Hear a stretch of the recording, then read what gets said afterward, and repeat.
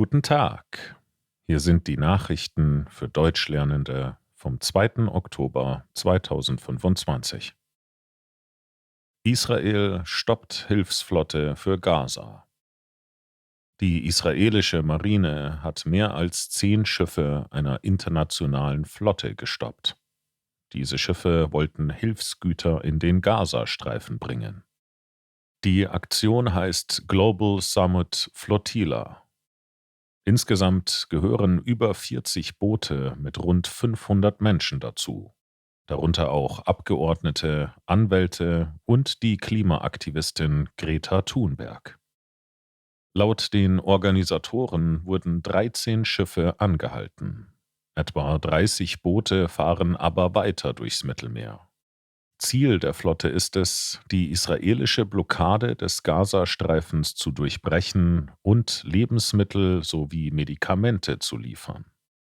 Israel erklärt, die Flotte kann ihre Hilfsgüter auch in anderen Häfen abgeben, nicht direkt im Gazastreifen. Griechenland sperrt Social Media für Kinder. Ab Ende Oktober dürfen Kinder und Jugendliche in Griechenland unter 16 Jahren keine sozialen Medien mehr nutzen. Betroffen sind Plattformen wie TikTok, Instagram, Facebook und X.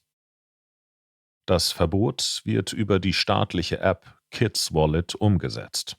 Die App erkennt automatisch, ob ein Handy einem Minderjährigen gehört und blockiert dann den Zugang. Ziel ist es, Kinder vor Sucht, Gewalt und sexuellen Inhalten zu schützen.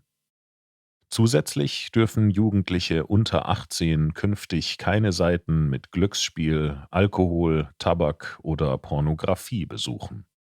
Selbst Dating-Apps wie Tinder sind gesperrt. Die Regierung nennt das einen Meilenstein für die psychische Gesundheit von Kindern. Langfristig sollen solche Regeln in der ganzen EU gelten. Ein digitaler Ausweis zur Alterskontrolle soll bis 2026 eingeführt werden.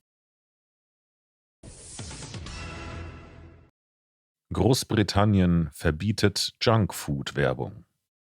Ab Oktober 2025 gelten in Großbritannien strengere Regeln für Werbung von ungesunden Lebensmitteln. Im Fernsehen dürfen Spots für Süßigkeiten, Chips, Limonade und anderes Junkfood nur noch nach 21 Uhr laufen. Im Internet ist Werbung dafür ganz verboten. Die Regierung will damit erreichen, dass Kinder gesünder essen und weniger an Fettleibigkeit leiden. Laut dem britischen Gesundheitsdienst ist fast jedes 10. Vorschulkind bereits fettleibig, also so stark übergewichtig, dass es krank macht. Mit dem Verbot hofft die Regierung, dass Firmen weniger Zucker und Fett in ihre Produkte mischen und das Angebot insgesamt gesünder wird.